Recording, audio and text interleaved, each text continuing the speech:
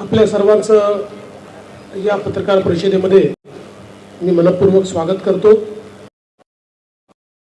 पहिल्यांदाच कुठली वेगळी बातमी बनू नये म्हणून स्पष्टीकरण करतो। राज्याचे आमचे दुसरे सहकारी उपमुख्यमंत्री अजितदादा पवार हे दुपारीच माझी परवानगी घेऊन बीड आणि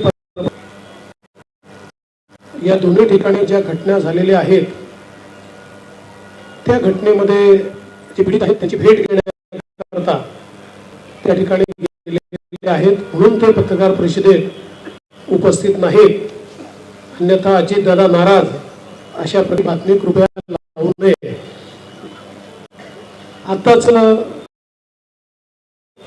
माननीय एकनाथराव शिंदेजींनी आपल्या समोर संक्षिप्त हे अधिवेशन 6 दिवसाचं अधिवेशन या ठिकाणी झालं। त्यापूर्वी 3 दिवस मुंबईमध्ये छोटंसं अधिवेशन। कल्पना आहे की प्रत्येक 5 वर्षाने जेव्हा होते त्यावेळी पहिलं अधिवेशन हे छोटं अधिवेशन असतं, कारण ते केवळ पुरवणी मागण्यांपुरतं अधिवेशन असतं। कामकाज त्या अधिवेशनामध्ये होत नाही।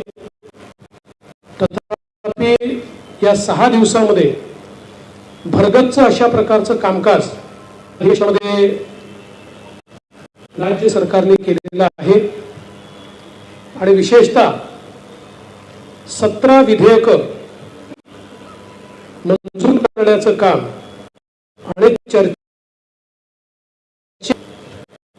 चर्चा करून 17 विधेयकं मंजूर करण्याचं काम आपण केलेलं आहे आणि एक विधेयक महाराष्ट्र विशेष सुरक्षा विधेयक हे संयुक्त चिकित्सा समितीकडे आपण पाठवलंय।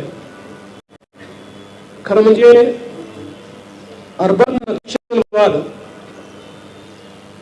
आणि फ्रंटल ऑर्गनायझेशन्स या संदर्भात नक्षल पीडित सर्व राज्यांनी असं विधेयक केलेलं आहे, म्हणून आपल्याही राज्यात ते केलं पाहिजे असा अँटी नक्षल ऑपरेशन्स विभागाचा आग्रह होता।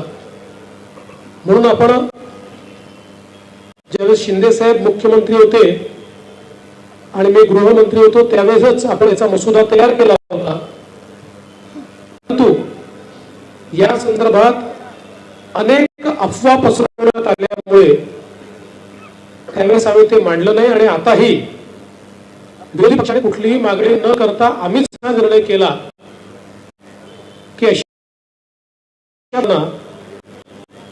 कुठेतरी लोकशाहीची पायमल्ली करायची आहे, विरोधकांचा आवाज दाबायचा आहे, अशा तर संयुक्त चिकित्सा समिती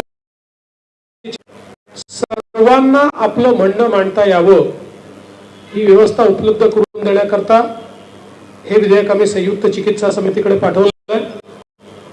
जेवढे संघटना ज्यांना आपलं म्हणणं मांडायचं आहे त्या सगळ्यांना आपलं म्हणणं मांडण्याची पूर्ण संधी मिळेल।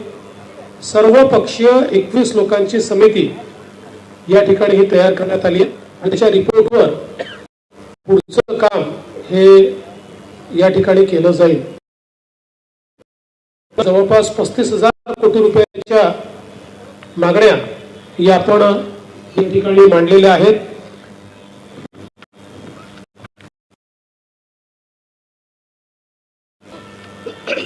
साधारणपणे सार्वजनिक बांधकाम विभागाकरता 7,490 कोटी रुपये, 1,147 रुपये,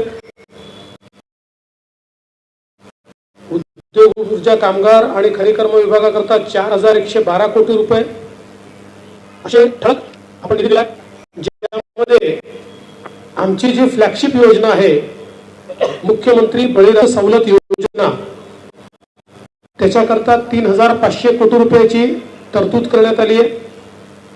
मुख्यमंत्री माझी लाडकी बहीण योजना याकरता 1,400 कोटी रुपयाची तरतूद करण्यात आलेली आहे।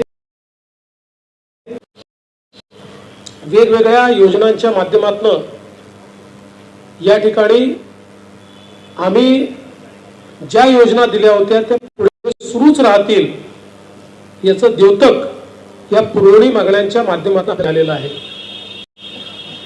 हा म्हणजे अंतिम